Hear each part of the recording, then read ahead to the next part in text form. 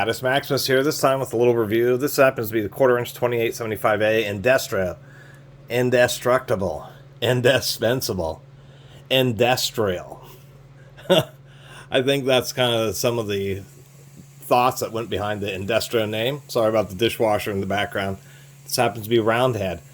Have reviewed some Indestro pearhead ratchets, which I actually like. They seem pretty decent. And finally ran into a roundhead. Pretty distinctive. You definitely know it's Indestro. Never seen a reverse lever quite like this. Pretty strong pawl action. Pretty strong spring in there. It just seems like it's a single rocking pawl, single classic SK type design. The reverse lever, you can see that the body has this, it's not a washer, it's just a lip on the core of on the ratchet core, and so that prevents the reverse knob from contacting the actual ratchet body. So it's impossible for this ratchet to self-reverse because, of course, the moving portion can't physically interact with the reverse knob. Do like that reverse knob. Another thing I was noticing, it is more of a traditional design, spiral spring for retention, but they did get the measurements pretty good. This is a really, really tight, to tell you the truth. That's just about perfect, about as tight as you want it without worrying about having to bind up. This one's definitely pretty dry. Luckily enough, I even ended up with a tiny little Indestro Super 1/4 inch deep well socket to go along with it, so that was pretty handy. Pretty heavy ratchet. Do like that they rounded the back of the ratchet nicely. Being an old school one, they still have the through hole for hanging on a pegboard. Now, as far as ratchet head sizes, we'll do a little comparison here. Compared to the Bonnie, which is a twin pawl design, but the Bonnies tend to be just the heaviest of all roundhead ratchets I've ever found.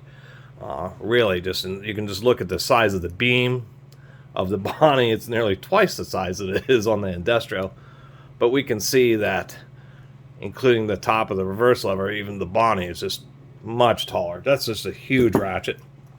Maybe something more similar. This happens to be the SK4975. This is the Tough series. And we can see it's just about the same height as the Tough series, about the same width. If we compare to some others, this is one of the New Britain Kilness type ratchets. This happens to be a Mac branded one. And in this case, we can start to see the bulk of the Indestro.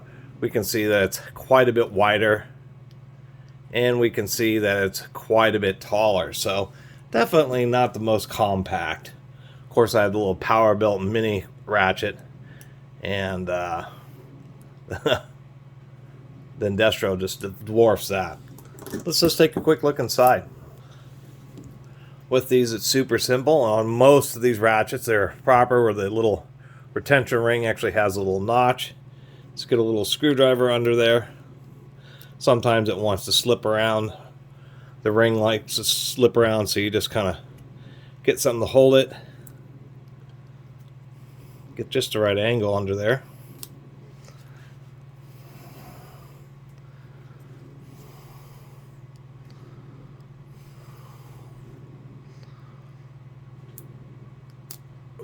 Come on now. Just got it.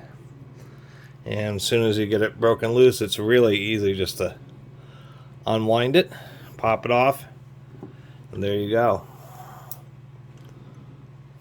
As we can see, just a rocking pawl design. This would be considered the classic SK design, and nothing special. Being an Indestro, you would think that they would have put in a second pawl, but they decided not to.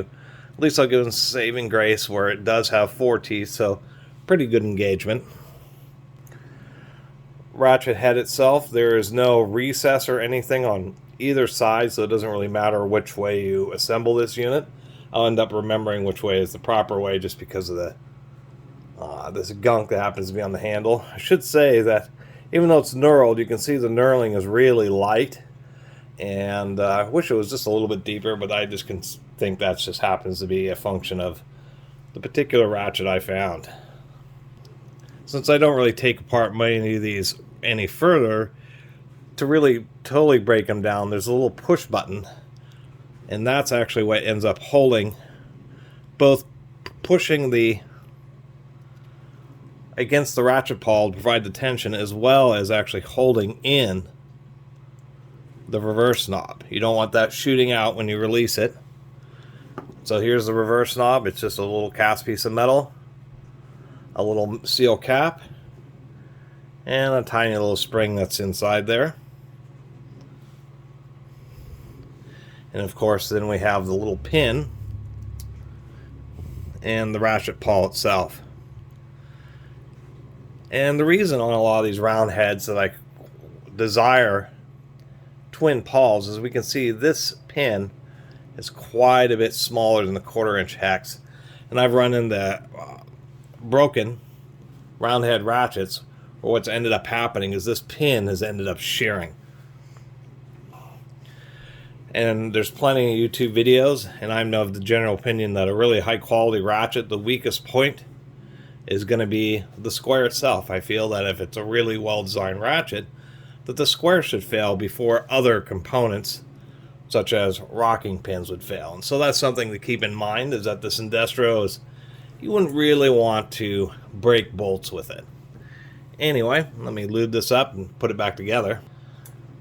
Something else I'm really noticing on this is that it appears that the forging isn't super consistent, and I don't think the broaching is quite straight. So if I have the socket on straight, you can see the handle almost tapers up. It means that this broach is just a little bit off angle. Unfortunate, so I wouldn't call this Indestro Super.